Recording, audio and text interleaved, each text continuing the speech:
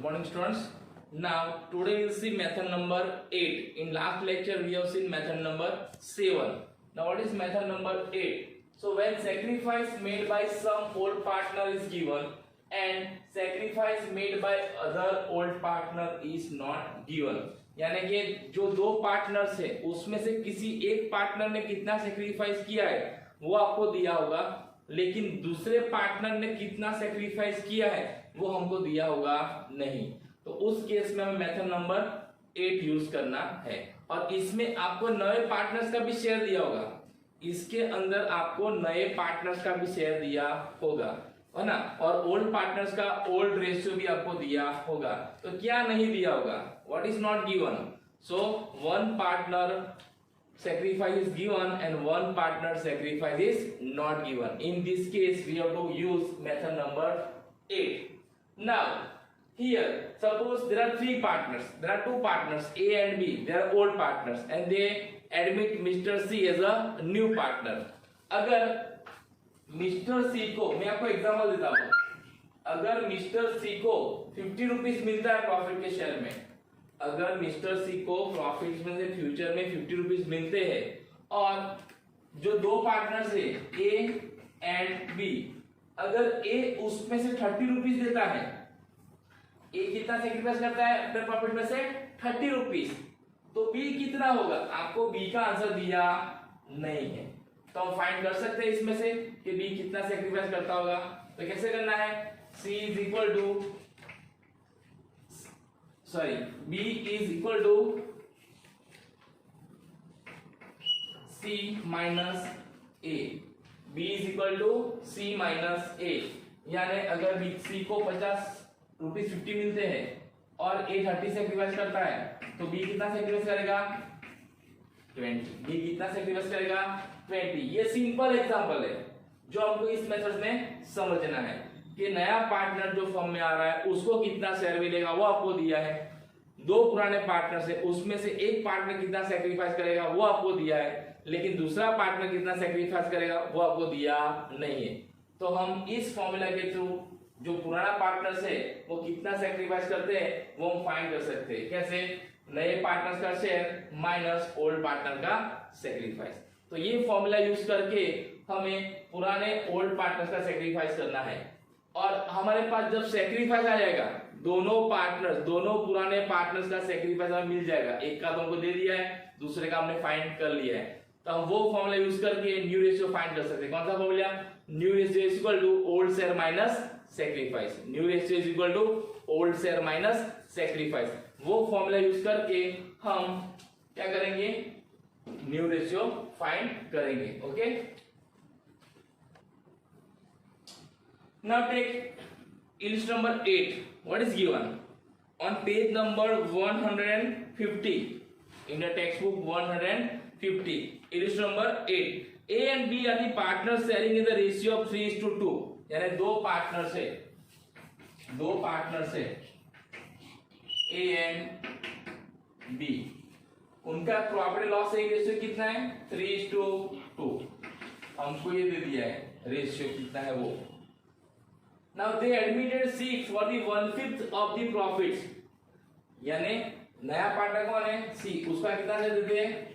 1/5 share in the profit. Now out of which he takes 1/20 from A. यानी A कितना sacrifice करेगा? 1/20। A sacrifice करेगा 1/20 share towards C and remaining share from B, यानी जो सी को 1/5 share मिलने वाला है ना, उसमें से एक ही तरफ से उसको 1/20 मिलेगा एंड रिमेनिंग शेयर ही गेट फ्रॉम बी, जो हमको दिया नहीं है, जो हमको आइडेंटिफाई करना है। Now calculate new profit and loss sharing ratio. तो यहाँ पे B sacrifice is equal to, आपको ये फॉर्मूला यूज करना है, B sacrifice is equal to C share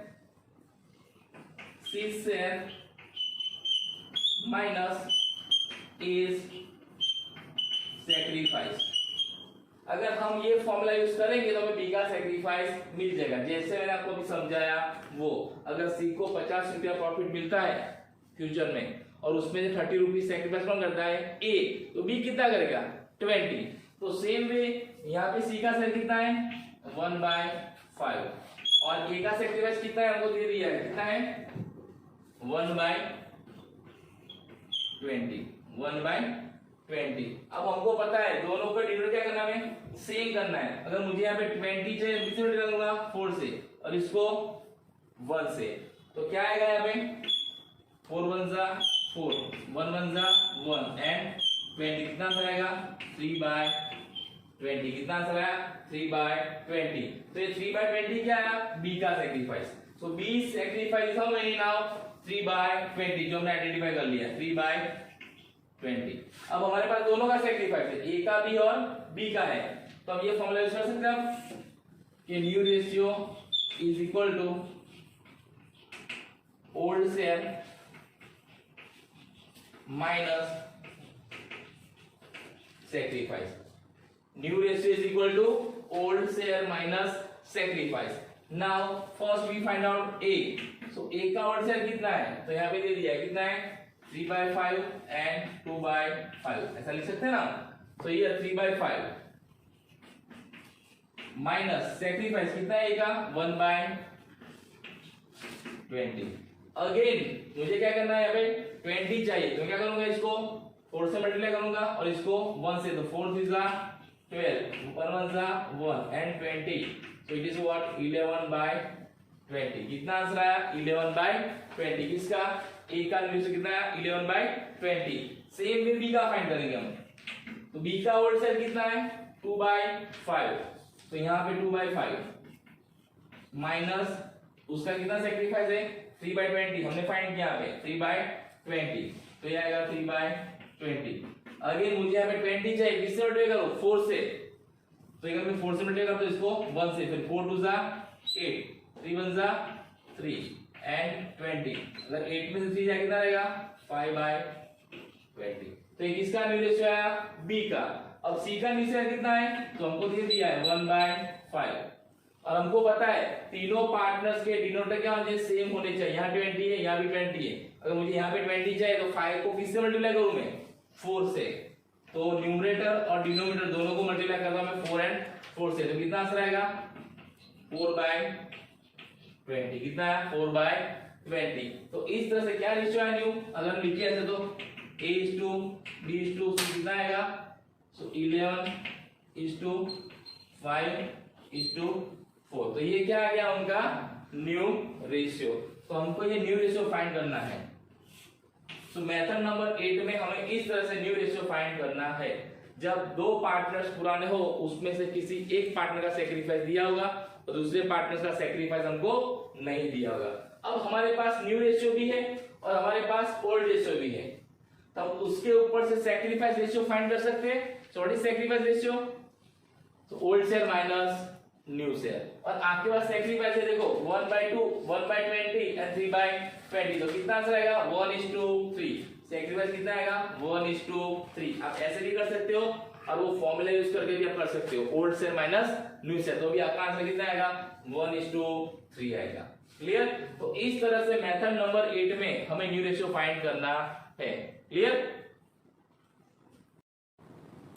now let's take exercise number 3 in which example number 8। हमने 8 number का example नहीं देखा था, क्यों? क्योंकि वो मेथड नंबर 8 का था। तो उसमें क्या है? So here there are two partners A and B. Now here their old ratio is not given. Old partners old ratio is not given. So whenever old partners old ratio is not given, we have to understood they are sharing their profit and loss in equal proportion. Equal proportion is what? 1:1. Now they admitted C as a new partner by giving 1/5 share in profit. तो C का share कितना है? 1/5 share है जो आपको दे दिया है। Now C will get 1/15 share from mister A, यानी वो C जो नया पार्टनर है वो 1/15 शेयर्स A से एक्वायर करेगा, लेकिन B से कितना करेगा वो हमको दिया नहीं है। इसका मतलब ये हुआ कि A सेक्रीफाइस कितना करता है? 1/15 और B सेक्रीफाइस कितना करता है हमको दिया नहीं है। तो जब भी कोई एग्जांपल में नए पार्टनर्स का शेयर दिया हो, ओल्ड पार्टनर्स का ओल्ड शेयर दिया हो और जो दो पार्टनर्स पुराने उसमें से किसी एक पार्टनर का सेक्रीफाइस दिया हो और दूसरे पार्टनर का सेक्रीफाइस न दिया हो, तो हमें मेथड नंबर 8 यूज करनी है। इसमें सबसे पहले जिसका सेक्रीफाइस नहीं दिया वो हमें फाइंड करना है। तो हमें किसका नहीं दिया है, बी का, तो B sacrifice is equal to C share minus A's sacrifice. ये फॉर्मूला आपको यूज करना है कि जिसका पार्टनर का सेक्रीफाइस नहीं दिया है उसका सेक्रीफाइस फाइंड करने के लिए नए पार्टनर का शेयर माइनस पुराने पार्टनर्स का सेक्रीफाइस जिसका दिया हो उसका। तो सी का शेयर कितना है 1/5 और ए का सेक्रीफाइस कितना है 1/15, ऐसा आपको दिया है। अब मुझे यहाँ 15 चाहिए, तो 5 को मैं किससे मल्टीप्लाई करूं, 15 आएगा 3 से, और 15 को 1 से, फिर 3 1 जा 3, 1 1 जा 1 एंड 15, तो कितना आंसर है आपका 2/15। कितना है 2/15। तो 2/15 क्या है, बी का सेक्रीफाइस हमने फाइंड कर लिया है। तो यहाँ पे आ गया 2/15 दोनों का सेक्रीफाइस। अब जब आपके पास दोनों पार्टनर का सेक्रीफाइस है तो हम वो फॉर्मूला यूज कर सकते हैं, new ratio is equal to old share minus sacrifice. हम ये फॉर्मूला यूज कर सकते हैं। अब पहले हम फाइंड करेंगे ए का, तो ए का ओल्ड शेयर कितना है, तो 1/2 और उसका सेक्रीफाइस कितना है 1/15। तो यहाँ पे हम क्रॉस मल्टीप्लाई करेंगे, है ना। आप एलसीएम लेना चाहोगे ले सकते हो, लेकिन जब हो तो आप इजीली क्रॉस मल्टीप्लाई कर सकते हो। तो 15 1 जा 15, 2 1 जा 2 एंड 15 2 जा 30, तो कितना आएगा 15 से 2 गया तो 13/30। ये क्या आ गया, ए का न्यू शेयर। सेम वे हम बी का फाइंड करेंगे, तो बी का ओल्ड शेयर कितना है 1/2, क्योंकि दोनों क्या करते हैं इक्वल में शेयर करते हैं, है ना। फिर बी का सेक्रीफाइस कितना है 2/15 हमने फाइंड किया है, सो माइनस 2/15।